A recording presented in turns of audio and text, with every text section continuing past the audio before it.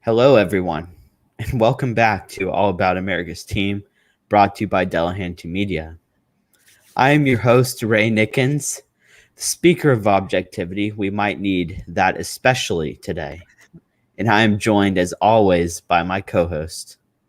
Owen to Chico. And it is Friday, but I am not in love, so the complete opposite of the Cure's one hit wonder. As the Cowboys squandered a golden opportunity to seize victory from the jaws of defeat. Tom Brady did what he always does. The Bucs won 31-29. I have a lot to say about this game, and I'm sure Owen does too. So let's get right into it. So, before I launch into my three things, I'm just going to give a quick rundown of what I said on Tuesday. On offense, we needed to control the time possession. We did that. We need to favor the strong side of the line. Wasn't a factor because we had both tackles and the guards did their job. And we can't turn the ball over. We only did that once. On defense, we must get to Tom Brady. Didn't do that. We must take away the run. We did that. And we must capitalize on mistakes. We did capitalize on mistakes on defense, but we didn't capitalize them on offense, so I'll give that an L. Special teams, we did not execute on special teams, and there was no big play on special teams. So we basically lost special teams. Now, it's enough of that so I can actually see. Before I get into my soliloquy, let me just say that the Dallas Cowboys looked a lot better than I thought they would. They looked very, very good.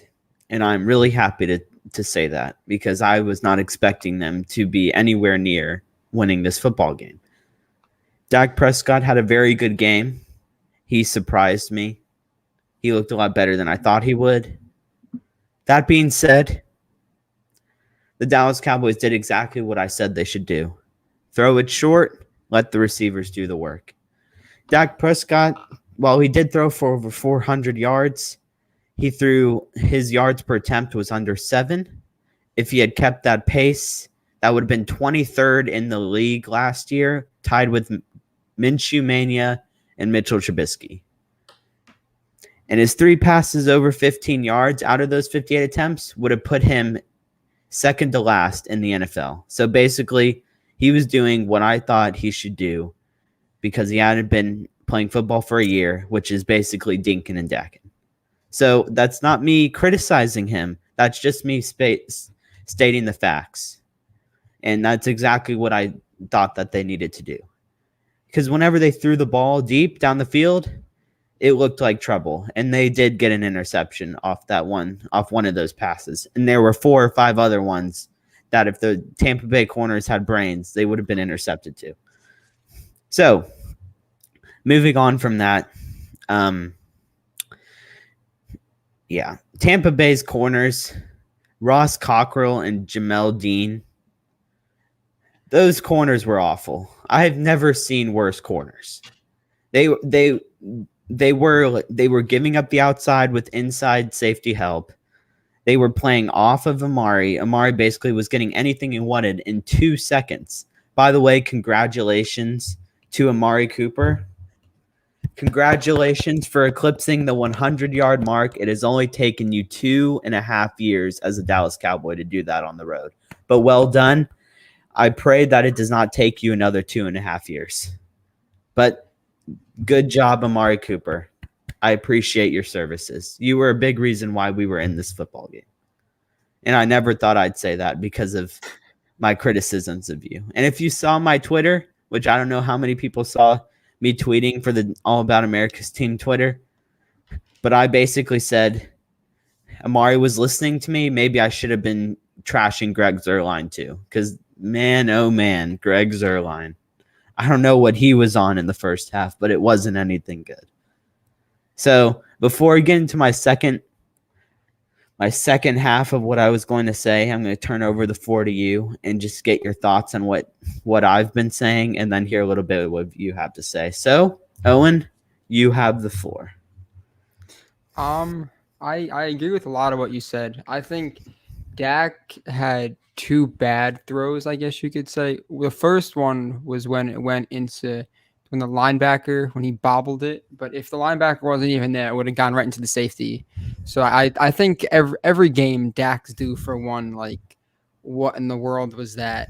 Um, but the throw to CD that he dropped, that was just a complete another drop by him. It wasn't the smartest throw, but for him having his shoulders, um, everything's been happening with his shoulder. That was a really good throw for him, and I was surprised that he would even attempt to make it because it was kind of like, in my opinion, the same kind of throw that he threw 2 years ago on Thanksgiving against the Redskins when Amari had like his biggest game as a Dallas Cowboy when he ran away from everyone and kind of blew the game open.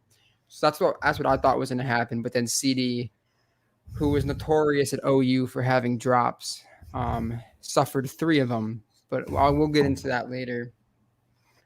But yeah, I think that Dak had a good game. One thing that I've always liked about Dak's game is that whenever he gets blitzed, he always picks up the blitz well. And he was blitzed 19 times and was 12 for 19, threw for 157 yards, 3 touchdowns, 1 interception, had a 107 passer rating. Ever since he was a rookie, I don't know if that. I think Ray would probably attribute that to Tony Romo being there for his rookie year, but he's always been really good against the blitz. And yeah, Amari he had a really good game. The only throw that I thought that Dak threw to Amari that wasn't the greatest was when Dak got hit and he kind of lobbed it over. And I as soon as I saw that, I was like, yep, there's a pick six, but Dak just threw it where only Amari could get it. And I think one of the best things about Amari is that he always knows where he is in the field and he can always get his 2 feet in no matter what type of throw it is. But yeah, I think special teams was horrendous. Last year, the only bad part of our special teams was our punter, Chris Jones, who had an abdominal injury. But for most of the punts or kick returns, 85, I think his number was. I don't know what his name was, but he was getting, I think they average around 30 yards, which that's just asking to lose. Because I remember one of the punts, they were in their own 20 and they punted it to the 50 and then he just ran it right back to the 35. And it was like, you can't win a game like that. You're just asking Tom Brady to put up a touchdown. So it was definitely a lot of highs and lows, but as soon as the end of the game, when they settled for the field goal, I was like, yeah, there it is. And the first thing I thought of was the meme when there's a minute 13 left and the Cowboys were playing the Packers and all of Cowboy Stadium was erupting. And then the one Packers fan took a picture and was like, they're laughing at a minute 13. Like, little do they know that they're going up against Aaron Rodgers. And I was like, I texted Ray. I was like, yeah, like the game's over. No matter what happens, the game is over. But yeah, one thing that I would like to see in the future for the rest of the season is more consistent penalty calls. They missed a lot of calls on the Cowboys for the last drive. They last quarter they held Vita Vea a lot, and then there were a few calls on the Buccaneers that weren't called. But that's just kind of how the game goes. But I think that it'll definitely be really bad for the NFL if errant calls that basically every fan thinks was an OPI or every fan knew was a holding, that it's not really going to be good for the game of football. But yeah, right. That's kind of what I thought. There was a lot of more that I want to get into, but I kind of want to hear what you have to say because I know you've been chomping at the bit to get into this. Yeah. So floor is yours. Yeah. So just really quickly, I wanted to follow up on your Dak versus the blitz statistics. He was blitzed a ton, but the thing is, he was only sacked one time. So that goes to that's a kudos to the offensive line. Kudos to Connor, not from UT, that's Connor McGovern. But he got hit a lot though. There were a lot of shots where he just got but that's what the abs. Yeah, that's what I'm saying. The corners, like the defensive line was getting there. and he'd throw the ball in 2 seconds, and there'd be a wide open Amari Cooper. God knows how he got open in 2 seconds, streaking down the field. Like both of those touchdowns, I was like, how did you get open in under 2 seconds? Like, what was the corner doing? But that, like I said, that's not me trying to bash Dak and say, oh, it's the corner's fault. Like, he was just taking advantage of what 30 out of 32 quarterbacks could with pathetic corners on the outside. So that's just him doing what he's paid to. By the way, that throw into triple coverage, was that a $75 million throw? I think that if you look back at it, and if CD caught that, I think that you would have been like, that was one of the best throws of the night. That would have been the best throw of the night. If you look at it from like the camera where like you see everything, if you look at it, like it was right on the money, and it just CD just didn't catch it. If he should have caught it. Now, if he caught it, he could have been knocked, or he could have been hit really hard, and he would have held on to it given last year, because he was hit a lot last year and he held onto the ball. But you could have been like, Dak, that was a risk, but sometimes you just got to risk it. And it was an interception. If he overthrew him, or if he threw it right into the cornerback, I'd have been like, yeah, Dak, like, what were you doing? But he hit him right on target, and that's not really Dak's fault. It's more of CD's fault. And even after the game, he was like, that can't happen again, which I like the accountability, but you're a first round pick. You got to catch those. So I don't really think you can blame Dak on that, because I'm sure Romo made a whole lot of throws like that, and I'm sure a lot of other quarterbacks would have made that throw. I just asked if that was a $75 million throw. I didn't say it was. I wasn't blaming him. I was just asking you if it was a $75 million throw. I think it was a great throw. Yeah, it was. But was it 70? That he threw all night. Was it like $75 million? Was it like $40 million? Was it maybe the endorsement deals that he's getting on the side? $85 million. Okay, all right. That's what I was trying to get at. And just one more thing before I move on. Do you think there's a possibility that there was someone wide open with the 3 people who were guarding CD on that play? There might have been. I'll have to look at it, but I'm sure at some point in time, CD was open, and Dak's made those type of throws before, and CD just didn't catch it. I don't think you can blame Dak for that, because only reason why you could have been, like I said before, is if the ball was nowhere near where it should have been. And you can be like, okay, like Dak, like what were you doing there? But it hit him in the hands, and if it hits you in the hand, you're supposed to catch it. So yeah, I mean, if CD needs catching lessons, he should go ask Gronk, because Gronk, was catching everything, and he gave my fantasy team a bunch of points, and so did Antonio Brown. So, and Owen is shaking when it comes to Antonio Brown. If you want to talk about bad cornerbacks for the Buccaneers, the worst cornerback was with Anthony Brown, and we'll get into that later. But no cornerback was worse than him. No cornerback was worse than him. All right, but I'm going to get into my analysis. The analysis of why the Dallas Cowboys lost this football game. Because there is quite a speculation on why they could possibly have lost this football game. So what I've taken away after watching that game and sleeping on it, whether or not I got much sleep, that's beyond the point. But what I came to, based on my thoughts, was the reason why they lost this game was because Tampa's 3 turnovers and the blunders. Nothing away from the Cowboys' performance. They did their best and took advantage with what they could. But a fumble by Ronald Jones after the missed field goal. So basically Ronald Jones just, gave up, just said, you know what, Greg, even though you missed that field goal, we're going to give you another chance. I'm going to cough up the football. The kudos to Dak and the offense. They scored a touchdown after that. So that was good. That's taking advantage of the blunder. Next drive, Fournette just completely whiffs on the catch, and Trayvon Diggs is there to intercept it. keep in mind that if Fournette catches that football, he could probably score because he had 3 blockers in front of him, and there were very little Dallas Cowboys defenders. And then after that, Dallas gets the ball and kicks a field goal. So that's 4 points left off the table. Next, we have the drop by Chris Godwin on that deep ball. If he catches that, it's a touchdown and the game is over. Would you agree? I don't think he would have been. Well, from where he caught it, I don't think he was in the end zone. Like he would have been. It would have been a touchdown because Tom Brady would have capitalized on that. But I don't think that the throw. I'll have to rewatch it, but I think it was in the 10-yard line, so they would have been in the red zone. But yes, it would have been a touchdown.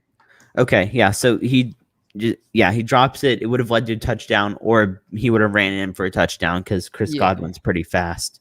But there's another. They ended up punting on that drive because that was on 3rd down. So there's another 7 points left on the board.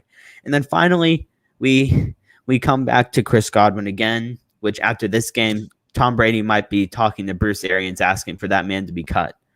Because he gives the ball to Chris Godwin, breaks a few tackles. He's at the goal line, and there's one of the Achilles bros coming in and knocking the ball out of his hands. I don't know where the ball security was, but it wasn't really in his mind, I guess, because he fumbles the ball at the goal line, and the Cowboys recover it. And there's another 7 off the board. So that brings me to 21 points off the board for the Bucs because of their errors. And honestly, I don't think that the Bucs are going to pull that ridiculousness again. But like, I mean, I know you'll probably say, well, CD dropped that 1 interception, and Zerline missed those field goals, and so did something else. But I mean, like when you're leaving, when you turn the ball over 3 times, and I'm not counting the deep Hail Mary interception really, because that really didn't affect much. But when you turn the ball over 3 times and the other team only turns the ball over once, and you still find a way to win, that's on the other team for not capitalizing on your mistakes. So that is the main reason I feel like the Cowboys lost this game, is they were not able to capitalize on the gifts that Tampa was giving them.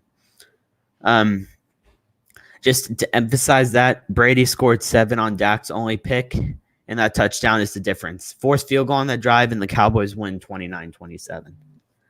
So, I mean, Greg Zuerlein, he was terrible in the first half, but he did make the go-ahead field goal and another clutch field goal and an extra point in the second half, so he found his rhythm. So I'm not necessarily going to blame Greg Zuerlein for this loss because he made the field goal when he had to. And 21 points left on the field for Tampa, 15 left on the field for Dallas. Tampa Bay still wins the football game. That's basically all I have to say on why we lost.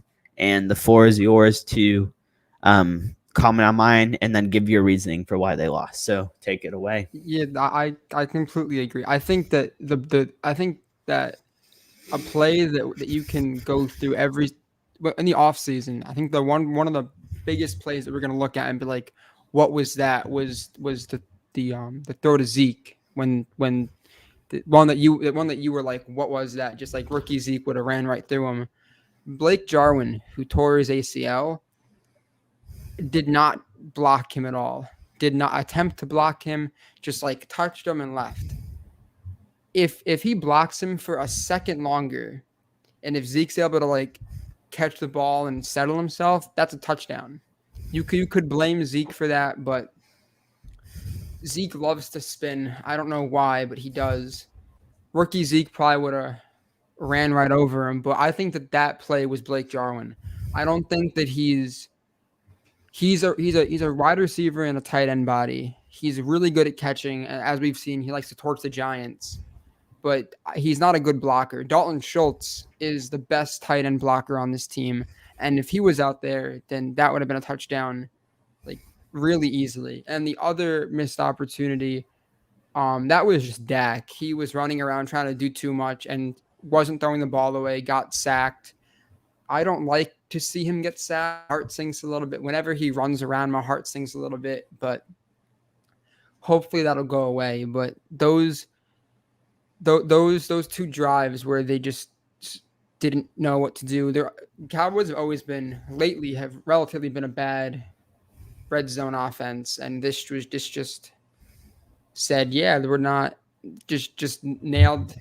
Yeah, they were just really bad, and on those two drives particularly, and I don't even know. That was painful to have to watch for Zeke not to be able to get through him. And I saw a lot of people were like, well, Zeke's washed and Zeke this. When you're going up against the best defensive line and best linebacking core, and when your offensive line isn't the greatest, with Zach Martin not being there and Conor Williams, who should not be out there, and hopefully will never touch the field again if they move Connor McGovern to left guard. If you take away Zeke's 11-yard run in the beginning, then it was 11 attempts for 33 yards, and his longest rush was 11 yards. If you take that 11-yard rush away, he didn't really do much. But I think the thing that Zeke is really good on is blocking. He's definitely one of the only running backs who will take on a linebacker, take on a defensive lineman, and just like run into him. And Zeke will get run over a few times, but he's very willing to go and block. And I think that if Zeke was not blocking, Cooper Rush would have been in that game. Dak would have been hit a lot, and Dak did take a lot of shots. He had a cut on his hand, his towel. For whatever reason, every single week, Dak's towel is bloody for some reason. But Zeke he'll definitely have his numbers rushing wise. But I think last night's game it wasn't much rushing, but it really spoke to how great he is as a blocker. And he is basically our sixth offensive lineman when he's in pass protection. Yeah. And another reason why I think, what are you going to say? Oh, I wasn't even going to bring up Zeke's blunder on that play. I was going to let it rest, let it sit, not get too upset about it. But then you brought it up, and I totally agree. Blake Jarwin is a fool and should be ashamed of himself for not blocking that man. But still, the dude was a practice squad free agent who was pulled up from the practice squad to play safety because they didn't have anybody. Zeke, he just got in shape. He looks the best he's ever been since his freshman year in college. You said that. You've been saying that all offseason. Zeke looks great. Take the ball, put your head down, and run through that man. He's a practice squad player. He's not Bobby Wagner. He's not Cam Chancellor. Like, he's not Earl Thomas back in the day. He's not Joey Bosa or Von Miller. He's a practice squad player. Don't try and give him that cheap spin move. Just put your head down and run through the man. That's the whole thing I'm upset about. I mean, Blake Jarwin can miss the block all he wants, but it's still a practice squad player, and it's Ezekiel Elliott who is getting paid a lot of money too.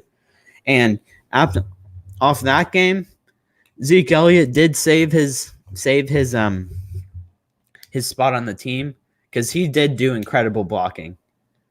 He attacked the hole, met the linebackers in the hole. Didn't let them get by him, get to Dak. And if he wasn't a good blocker, I do agree this Dak would have been in trouble. And there probably would have been a lot more turnovers if Zeke was not doing his job blocking. So that's kudos to him. And talking about what were you gonna say? Oh no, go ahead. I'm good. Talking about turnovers, Dorrance Armstrong, I don't know if you remember this play. He got right around the left tackle and he hit Brady's throwing arm and like he didn't drop it. And I was like, oh, like that was like if they were able to like sack him and get the ball out of like okay, like there's hope. And that was really early in the game. But what does that tell you about Tom Brady? He can hold the ball. He's been doing this for 21 years. So it tells you that Tom Brady doesn't turn the ball over willingly as much. So when you do get a break where the ball caroms off Leonard Fournette, you got to score a touchdown. That's the whole thing. They didn't score a touchdown on the mistakes. They kicked field goals. which is not Yeah. good, which is one of the reoccurring themes that I saw last night. And the other one I'll get into later, of course, after you finish what you have to say. Yeah. Greg, the six. Okay, we could probably do a whole show about all the things that that Mike McCarthy did wrong last night. There were a lot of things. I'm not even going to get into that because that's a whole nother issue. But Greg hasn't kicked the ball. He had back surgery. Back surgery for any athlete's a lot. Ask Romo or any other athlete that's had back surgery, especially for a Smith. kicker. Yeah, well, Tyron, besides that one holding penalty, he didn't give up any pressures. But then the holding penalty. I'm saying ask Tyron, who's had back problems his whole career. And the only kick that we saw from him was in preseason where he had the distance. It was just a little left. But there were a few kicks where I was like, what was that? It was like very wide left. And I was like, you had so many clutch moments for the Rams. And it's like, how do you turn into this? I understand the back and everything like that, but he's had a whole offseason to get ready. But I'm not going to blame him because the Cowboys haven't had a good kicker since Bailey, and Brett Maher did this a few times to us, so I'm not going to blame Greg. I think the best play on defense are two. I want to highlight two players on the defense, and then you can get into what you want to get into.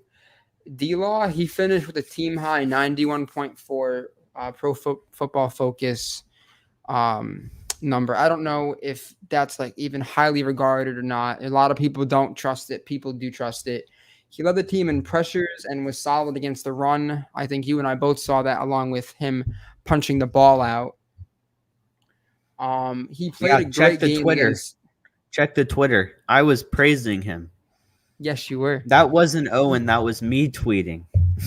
Yeah, I've given up my my tweeting rights, but going up against Tampa Bay's right tackle, who's slowly becoming one of the best right tackles in the league.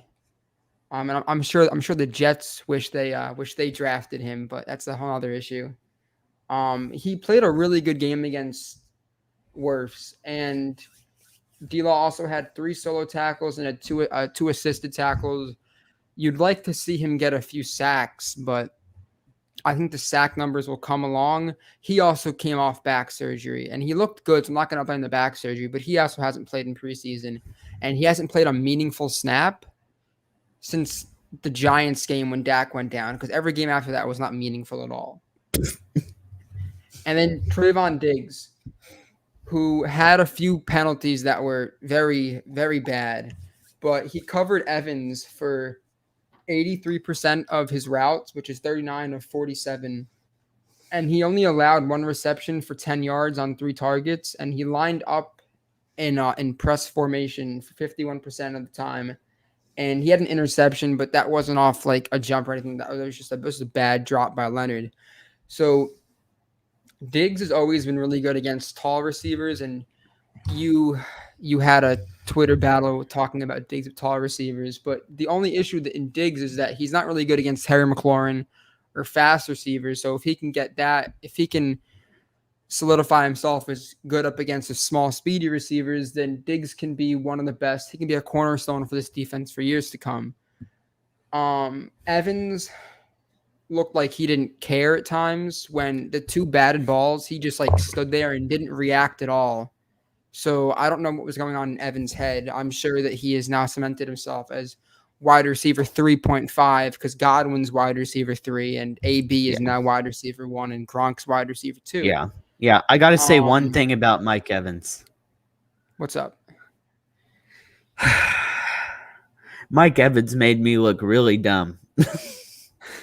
Why is that? I was hyping up that man in my Twitter fiasco. And he goes out there and catches 2 passes.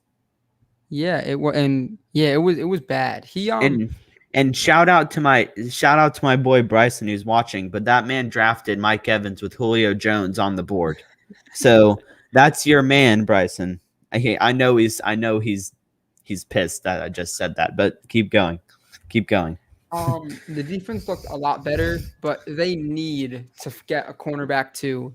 Whether that's waiting for Bossman Fat to come back once he comes off of the IR for week 4, or if that's throwing Nahshon Wright. Because if Nahshon Wright was guarding AB and Nahshon Wright if he got burnt, like, you can live with a rookie getting burnt by Antonio Brown, but you can't live with a 4-5-year guy getting burnt and looking lost out there. What we talk about, like you said before, the run defense was a lot better. But if you want to like talk about how bad Anthony Brown was, where was it?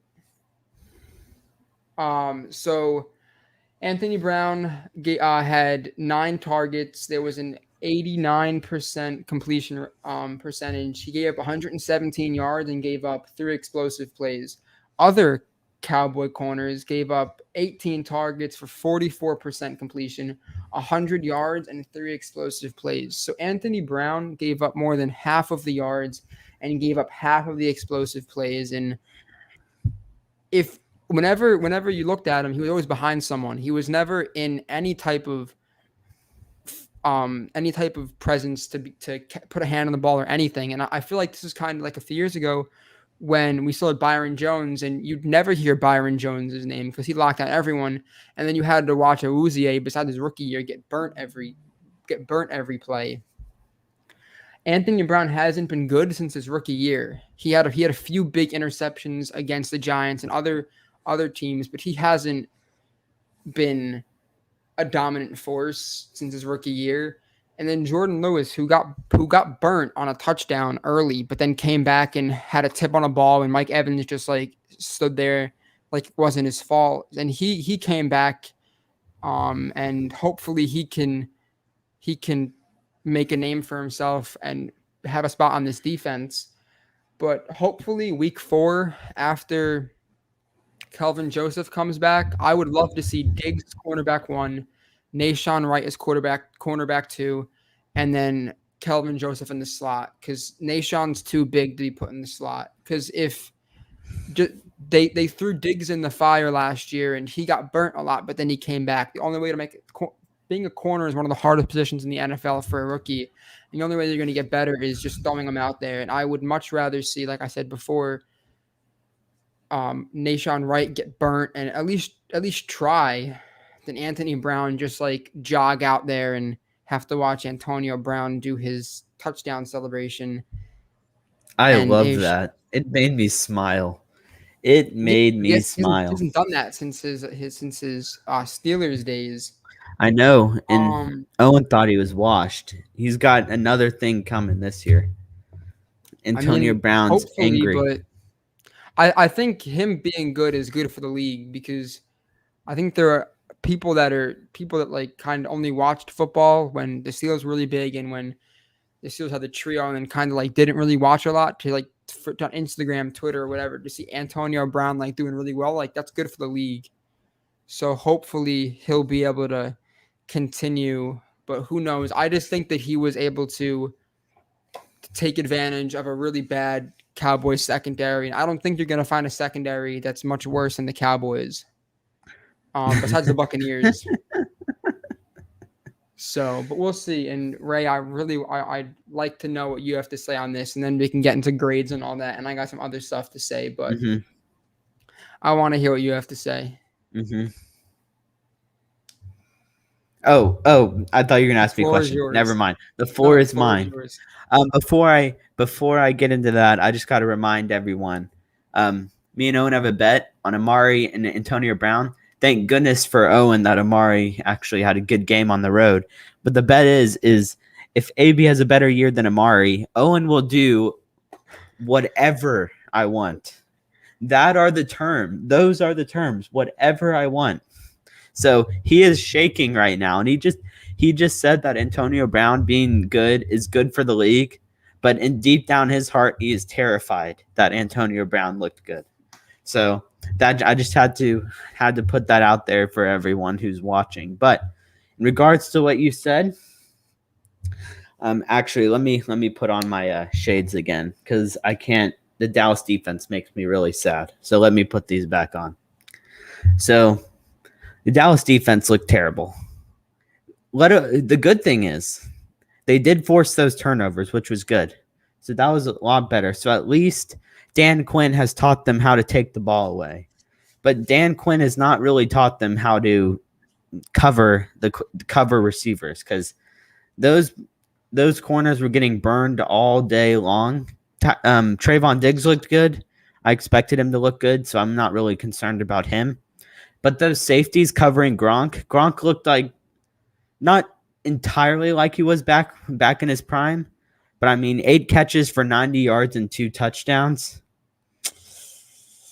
I don't know who was covering him at safety or if they had Wilson or KZ, one of the Achilles bros, or the Achilles adopted cousin or whoever was covering him, but they weren't doing a very great job. So while Anthony Brown gave up all those yards, I want to know who was covering Rob Gronkowski so I can, as I say, blast them and then they can perform better. Because maybe I was blasting the wrong people. Because I was blasting Jalen Smith all year, and he didn't. He only played 20% of the snaps. So, like, obviously that may have helped us, but he wasn't playing, so I don't even know if it would have helped us or not if he was on the field. He had a nice tackle though, so I guess it did help. All right, I'll give him a good play. I'll give him a D because he tackled someone. Yeah, that's probably a little too harsh because he didn't really play very much. I'll give him a incomplete. Getting a tackle for Jalen Smith is pretty good for him being in the right position at the right time and being the first person on the ball. That's like a Super Bowl he does lead the team in tackles mostly, which is kind of a miracle considering he's a headless horseman on the field, doesn't know where he is half the time.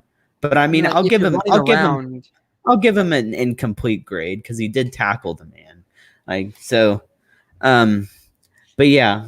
I just think that. I mean, you said a lot of stuff about like Greg Zuerlein and the corners and who you'd like to see on the field next.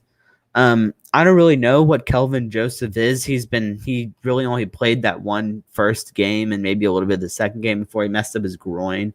So I don't really know what he is. I know what Nashawn Wright is. He played a lot, and I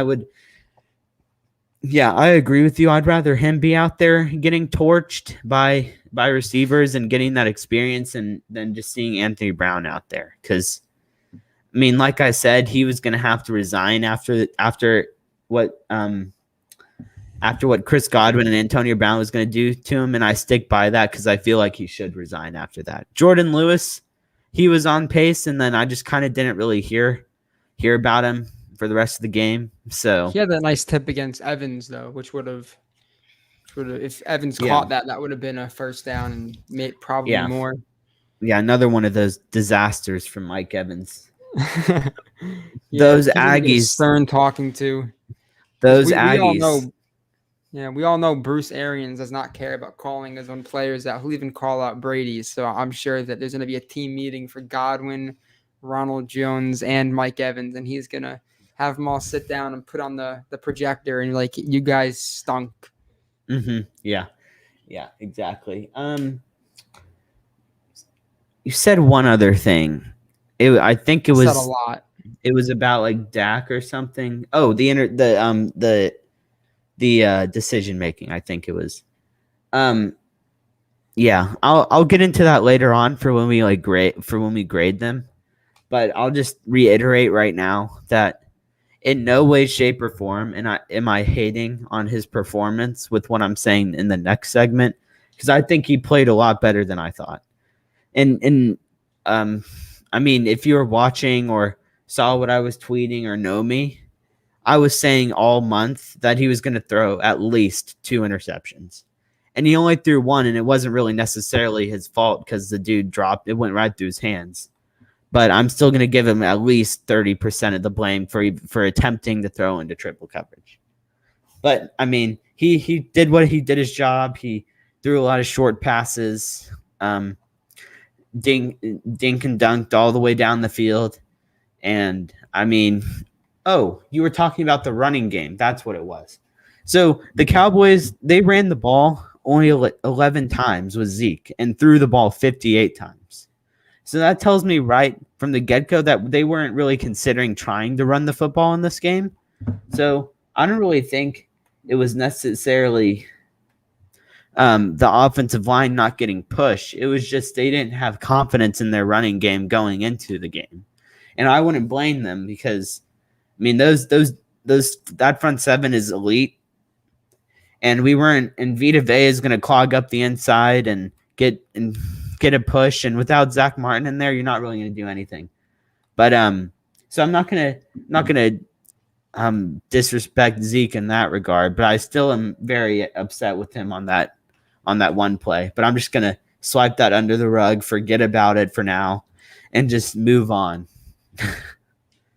Move on to our next segment, if that's okay with you. Of course. All right. So we've kind of broke down the game the best we could. So let's get into our letter grade for the $75 million man, Dak Prescott. So, Owen, what do you give Dak Prescott? Well, I was talking about letter grades. Skip gave Dak an A+, and that's he's so like such a weathered fan, like, but that's not the point. I said a B+, or mostly a B+, but a little bit of an A- just for.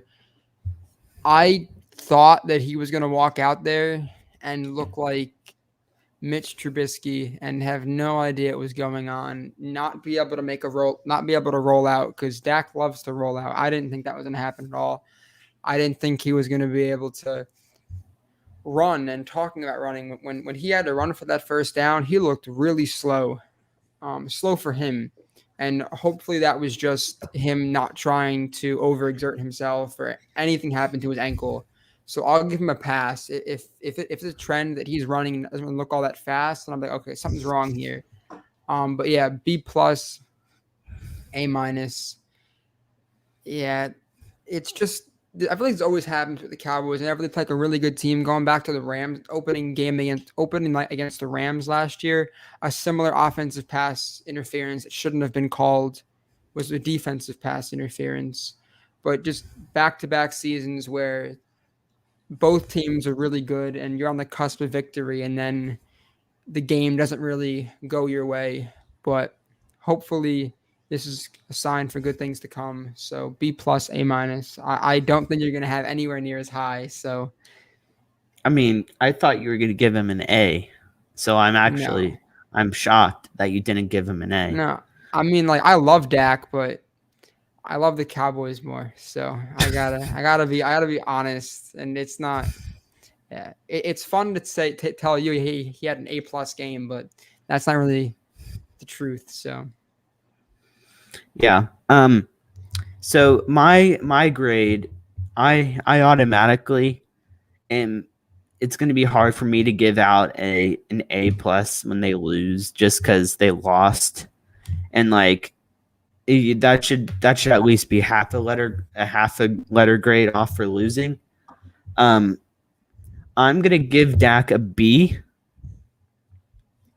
and the reason why I'm giving him a B is one specific thing that I'll get into later. But like he's getting a B because he executed the game plan perfectly. He only took one chance. Other than that, he took what the defense gave him, got the ball out quick. The receivers were a lot of help in giving him that ability to only make one read and throw, because I don't think he was making very many first, second, third reads last night. He was just kind of saying 1, 2, or 1 throw because those corners were hilarious. Yeah, I was at one point, I'm like, if I was 6'2", I could go out there and cover the outside boundary better than these bums. If I was given 2 seconds, like, but that's probably a little bit extreme though, because Amari Cooper is a decent route runner, but still, Decent. like 2 seconds. Like 2 seconds. At least don't give up the outside boundary in 2 seconds. That's all I got to say. But why I'm giving him a B is one of those reoccurring themes that I kind of teased earlier on in the show. And that theme is not executing when it mattered. And I'm talking about last drive. The defense has miraculously forced Godwin to fumble, and you have the ball with 4 minutes. 4 minutes. They had the ball at 4 minutes. Yeah, something like that. Yeah, you have the ball with 4 minutes left, a chance to go down the field, chew the clock out, and basically beat Tom Brady without giving him a chance to get back on the field. And Dak, he starts off the drive really well. First down, they get the false start or holding penalty, executes another first down. CeeDee Lamb runs down the field, gets across the 50. And as soon as they get across the 50, when I'm having that little glimpse of hope that I haven't had the entire game, where I'm actually starting to get excited. First throw, out of bounds, incomplete, not even close. Second, it might have been a throwaway, but he threw it out of bounds. Whatever. Or did they run? They might have ran the ball. They might have ran the ball. Can I say something before you continue? Yeah. Yeah. So, for that throw to Amari, he had the option either to go inside or outside, and Dak saw that there was no safety help, and there was no one on the outside. So Dak thought that Amari was going to go to the outside, so it was a miscommunication. It was Amari's fault. It was a good throw by Dak, good decision by Dak, but Amari just didn't go out. It was like an option, kind of like what Jason Witten would do, but Amari just did not make the right decision. So basically, what you're saying is Amari choked. I mean, I'm totally kidding. Don't answer that. Don't answer that. It wasn't Dak's fault. Still, I'm teetering on hope. I am feeling hope. The sunglasses are not on at this point. They have been removed. First throw, incomplete. Second play, they ran the football. I mean, surprisingly, they ran the ball. They gave the ball to Zeke. Like, I was like, wait, Zeke's still on this team? Like, when was he ever on this team? So they give the ball to Zeke. The next play was the holding penalty, which, I mean, I don't blame Conor Williams. He was getting manhandled down there, and if he didn't hold him, Dak would have ended up on his back, and it would have been an hellacious hit. So I'm not going to blame him for holding there, and I don't think you would blame him for holding either, because that man was getting destroyed. And it's a smart thing to do. Yeah, it was the smart thing to do. So it's third. What was it, like 3rd and 18 at that point?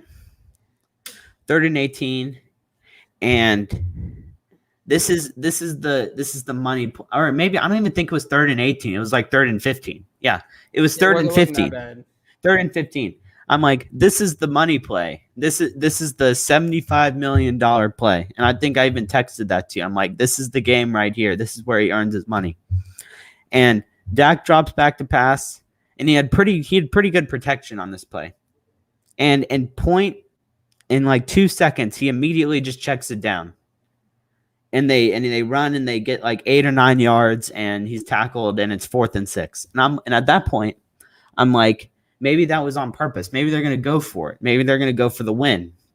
But sure enough, they trot on Greg Zuerlein, and he kicks the field goal, and the game's over, of course, because Tom Brady's you don't give Tom Brady a minute and 20 seconds. So basically, my point before, actually, first I'm just gonna rant on Mike McCarthy, because I understand. I understand that it's the smart thing to do. Actually, it's not even the smart thing to do. It's stupid. Because why would you kick the field goal and give Tom Brady a minute and 20 seconds when your defense has literally done nothing other than get a few lucky turnovers? Like, they basically let them go right down the field.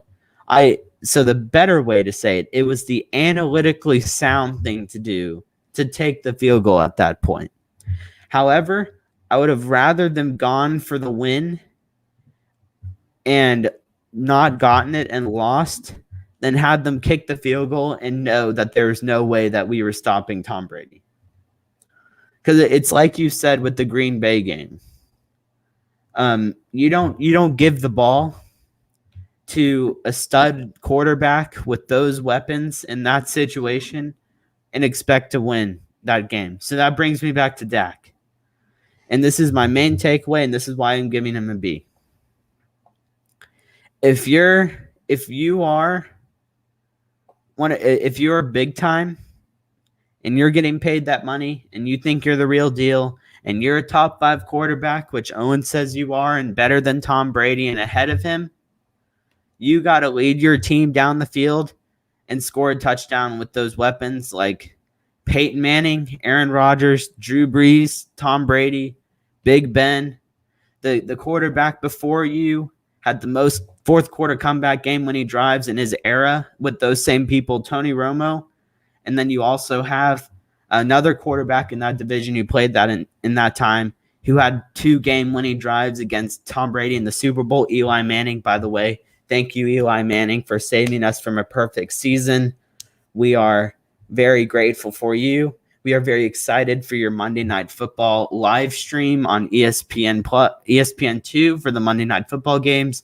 Follow Eli on Twitter. He's very funny. Thank you, Eli Manning. Round of applause. Thank you. But yeah, so all that being said, like if you're that man, you got to deliver on that final drive.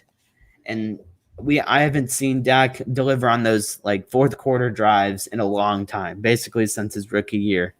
And that just brings his record to 6-12 in his last 18 starts. And I just can't give him anything under a B because he played so well for 90% of the game, and anything over a B because of that last drive. So that's basically why I'm giving him a B. Is it my turn now? Thoughts? Okay. The biggest thing, biggest difference between 2020, 2021, and 2016 was that Zeke was good, and you could rely on Zeke to get 4 or 5 yards on first down. You cannot rely on Zeke to get 4 and 5 yards on first down every single drive. So, and even Aaron Rodgers, he's a top 5 running back, a really solid offensive line. Patrick Mahomes now has one of the best offensive lines in the league. So you can't just do it all by yourself. Zeke, even just bench Zeke, throw Tony Pollard out there. They have to get some type of running game to take some of the pressure off Dak, because it's unrealistic for Dak to throw the ball 50 times a game. And also, talking about Dak, he has to get not mandatory, but he was told to get an MRI every 2 weeks on his shoulder. Now, I think that's just to make sure that just to check the progress, because no quarterback has ever had this issue before. But every 2 weeks, that's not good, and you can't expect Dak to do this every single game. So there's gonna have to be at least one of these games where the defense isn't that good. Where they're gonna be like, Zeke, be 2016. You go be good. Go make your money. I think talking about contracts, Cowboys hitting a lot of contracts, but they definitely missed on Jalen Smith and Zeke. Those two were not worth it. If they didn't pay Jalen, we could have kept Byron. We could keep Michael Gallup, but that's another issue for a different day. Yeah, I agree. I think that the 2 holding calls at the end kind of, like I said to Ray before, I was like, I hope this is not like it was 2 years ago against the Saints, where that game they were in their own 15-yard line. All right, Dak, go do you, and they were just false start holding penalties. I do not think that Conor Williams should have a spot on this team next week. You move Connor McGovern to left guard, and Zach Martin comes back, and then right there you have one of the best offensive lines in football. Conor Williams has always been the ugly cousin of the offensive line and does not deserve to be there. He was an undersized tackle at UT, and he does not have a spot on this offensive line. So, I mean, yeah, but that's one thing I want to talk about is what they need, what the Cowboys need to do to be halfway decent next year. Before I get into that, I want to ask you a question. Besides Dak, besides Amari, who I want to give me one player on offense and one player on defense. The player on defense cannot be Diggs. Give me one player that exceeded your expectations for the game. So it can't be Zeke, can't be Dak, can't be Amari, and can't be Trayvon. You can't say I'm going to go with Connor McGovern on offense because I was not he very much exceeded my expectations. He did a great job. So congrats to Connor McGovern for showing out. On defense, I'm going to go with DeMarcus Lawrence. It has to be like a not star player. He isn't actually. I'm not even going to say that. I don't want that smoke right now. I mean, actually, I do want that smoke, but I don't want to start that whole conversation right now. Okay, so the Achilles brother at Casey? safety who forced the fumble. Yeah, he surprised me. That was a great. Could have been a game-changing fumble that he forced, and he seemed to be pretty active. He had another pretty solid play on defense. I'm not entirely sure where it was, but he was kind of around the ball. I noticed him, and I hope he's not. I hope he can come back quickly after that play because he looked pretty dinged up after that forced fumble. So I hope he comes back quickly. But he surprised me. Solid. Just wanted to make sure. Yeah. So I think 2 more segments, and I think we should be good. One, what does Dallas need to improve? And I want you to say what you think Dallas needs to improve from week 1 to get to the promised land, which is basically the playoffs for the Cowboys. That's the Cowboys' promised land. There is no Lombardi trophy. It is just making the playoffs. What they need to improve. They need to improve their red zone efficiency. That is abysmal. They need if they can't capitalize with touchdowns off turnovers in the red zone, they're not gonna make it very far against the teams like Tampa Bay who will cash in a lot of touchdowns. And then also on defense, they got to get better in the secondary. They really only have one solid, dependable player in the secondary, and that's Trayvon Diggs. And you expect that because he's from Alabama, so you expect that dependability. I'm also going to call out the defensive line. While I thought that DeMarcus Lawrence looked better and Randy Gregory looked okay out there, they did not put Tom Brady on his back once and didn't really pressure him very much. Like, they were getting push and they were active, but the pocket was clean. They were kind of pushed behind Tom Brady. Tom Brady could step up easily and then throw the ball easily. He only had 1 or 2 times where he was pressured the entire game. And I'm not really sure if he was knocked down one time. So I would like the defensive line to improve their pass rush, not necessarily sack the quarterback, but just generate pressure, make him feel uncomfortable. Because Tom Brady did not look uncomfortable. He looked very comfortable against the Dallas Cowboys. And with a young secondary that I'm sure they're going to have pretty soon, with Kelvin Joseph coming back and Nashawn Wright going to probably get a lot more playing time, we got to get pass rush to make them feel a little bit more comfortable in coverage. So those 3 things I think we need to get better if we have a chance to going anywhere this year. Yeah, I said cornerback 2. Get Zeke to find out how to run for more than 1.5 yards. Penalties, they always kill us. Mike McCarthy, yeah.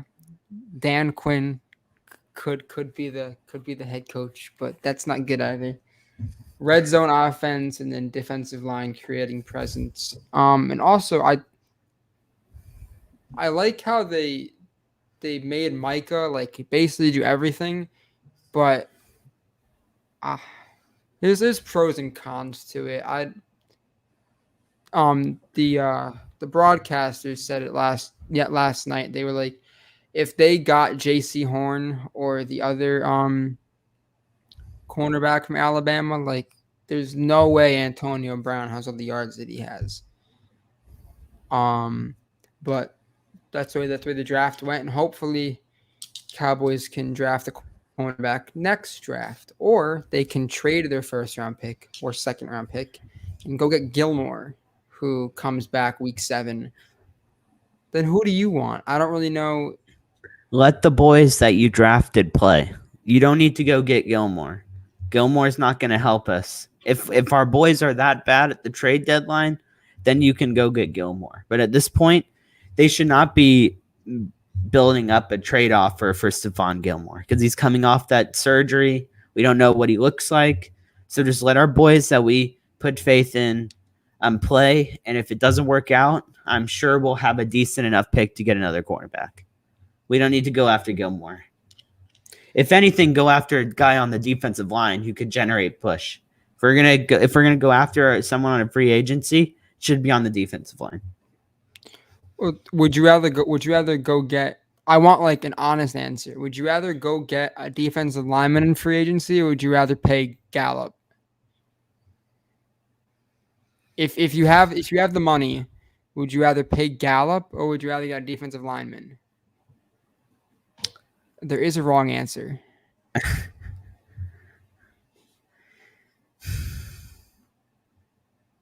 I value pass rush more than our third receiver.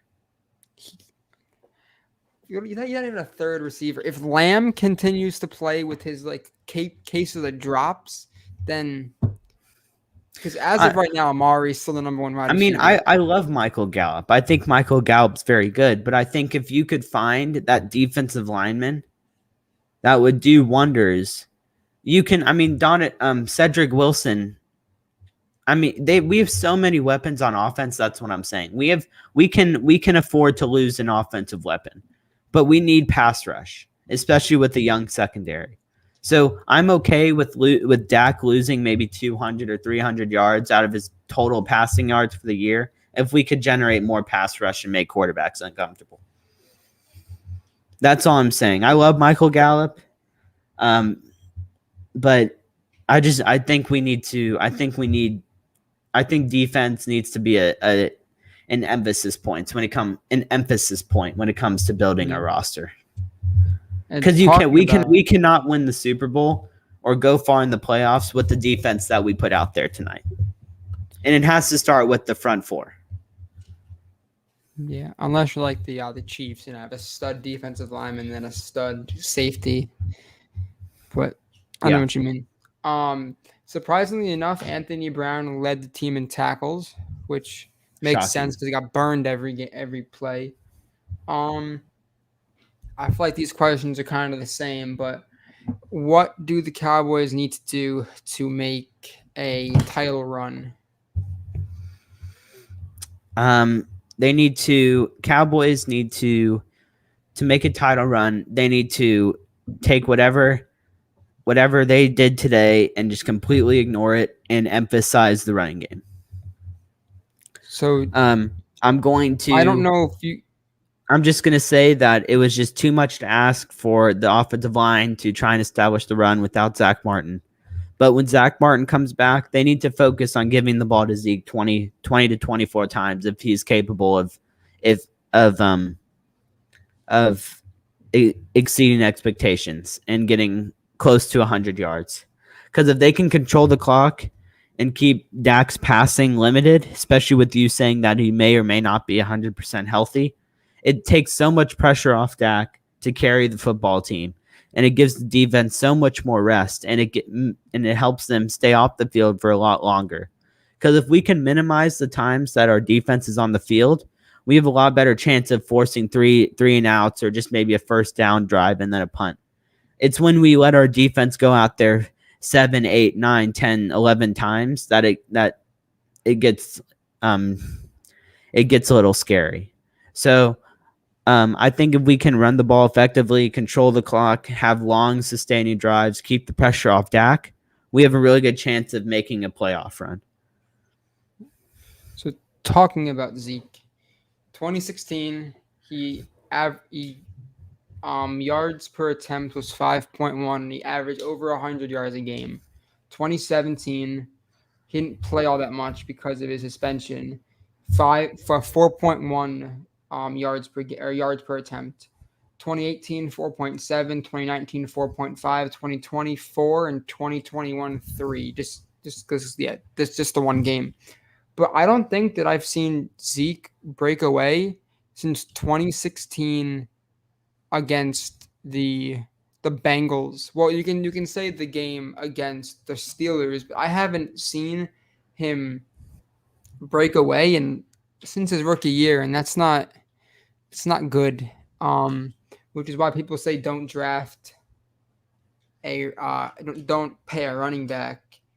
But I don't agree. I don't think that you're gonna win by giving the ball to Zeke unless Zeke can show that he's the same person that he was in 2016. Because if you want to give the ball to him 20 yards to only get 3 yards per attempt and get 20 attempts for 60 yards, that doesn't really do much for you. Like Dak's hot right now, huh? Zeke is a power back. He's not a big play back. Christian McCaffrey, Alvin Kamara, they're big play backs. If Zeke can give me 3.5 to 5 yards a carry and get into those third and manageable where Dak can play action and he's not backed up, then we can control the clock. I don't need Zeke to break off an 80-yard run every game or score a bunch of flashy touchdowns where he hurdles people, and I just need him to get 4 yards every play. Emmitt Smith was not a highlight reel like Barry Sanders. They gave him the ball, and I know what I'm talking. I wasn't alive when Emmitt Smith was playing, but just trust me. I have the DVDs from when he was playing. I've watched him play on the DVD. I promise.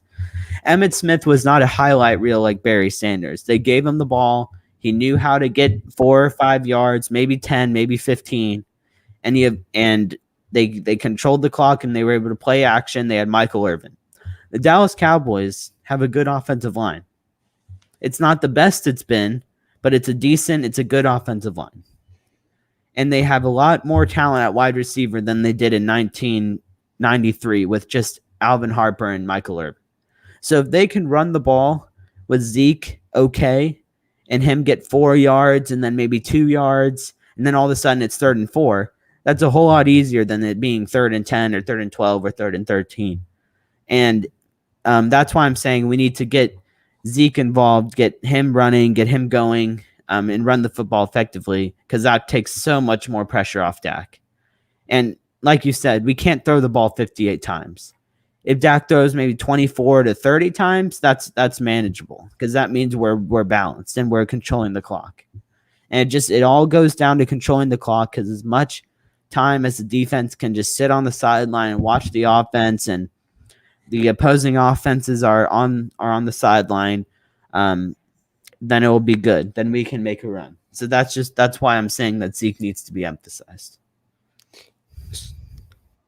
Okay, so then you go back to 2016, and then Dak's a shell of himself because you're not letting Dak do what he's good at. Dak, in 2016, he could run. Dak can't run anymore. I don't want him to run. So I don't want no more read options, no more designed runs. That's taking away a big part of 2016.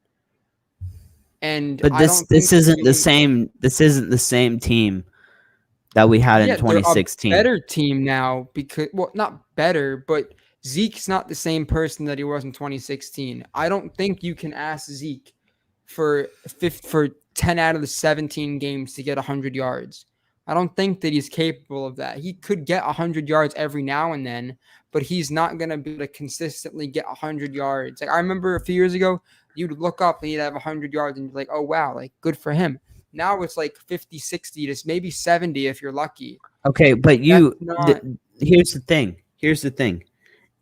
You're saying all that, but a month ago you were on the Zeke looks great hype train. You were on the Zeke hype train. Just because he had only 11 carries and they weren't really factoring him, and they were going against the best front seven in football without their best lineman, doesn't mean that you can just immediately say, oh, Zeke's a bum, we can't run through him anymore. Like, at least give him a chance to run more than 15 times. And I mean, he could run 18 times, and then they could give the ball to Tony Pollard, and he could run 6 times. We just have to establish the run in order to be successful. I don't care who's running the ball. We just have to establish the run. Because if we don't establish the run, then we become one-dimensional, and then actual competent corners will be able to do a little bit more of a better job than the corners that we're playing tonight. But no team's gonna have three corners. I miss like because last night, if that was in 2016, we would have taken all the time off, but it's by Zeke running the ball, and and we would have destroyed time possession. We would have won the game. But Zeke, you can't. Yesterday, with the offense, I don't. Hopefully he figures it out, because we're going to need Zeke to be more like his rookie self, to make a push and to do something. But I don't know. It didn't give me the best feeling that besides that one big play, he didn't really do all that well. Yeah. Yeah. We're coming up on the hour and 12-minute mark, so we should probably wrap it up. Yeah. Did you hear that yesterday after Dak and Brady said their nice words? Dak told Brady that he will see him in the playoffs. Well, if he wants to see Brady in the playoffs, he's going to have to find a better coaching staff, because or something else. But I like the confidence. I'm glad he feels good about himself and confident. I'd feel good about myself too if I completely destroyed my ankle and could barely throw the ball, and I went out there and threw the ball for 60 times and did pretty well. Yeah, good.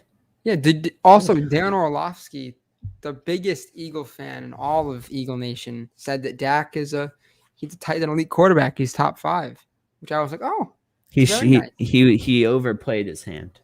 No, yeah, coming from the same guy that's Daniel Jones is more athletic than Dak. That's lovely. He just overplayed his hand. he jumped the gun. He overplayed. Now he's stuck. He's stuck. But yeah, that's all I have for today. Yeah, do you got anything else? Back next Friday, I think. Yeah, for the Chargers game. Yeah, we'll be back. We'll be back next week. Next week. Have a little bit longer in between for our next show because it's Friday and we don't play till Sunday.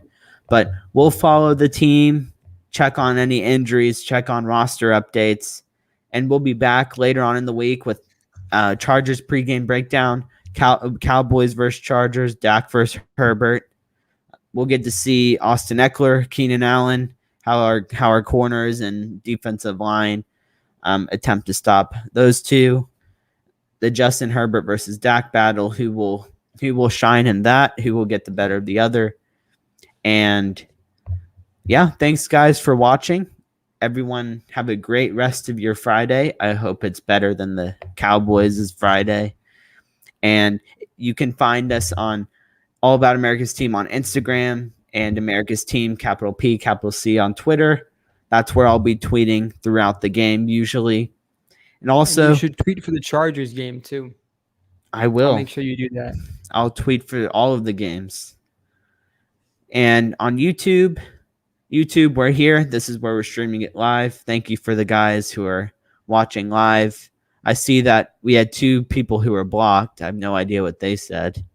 And then Mr. Alex, the shades are for pain. That's why they were shades. Don't know the whole thing about New York. I do know that Zach Wilson got a lot of praise from Aaron Rodgers on Pat McAfee's show, but that's a completely different story and not related to the Dallas Cowboys. So yeah, go check us out on our social media. Have a great rest of y'all's Friday, and we'll see you next week to break down the pregame for the Chargers and Cowboys.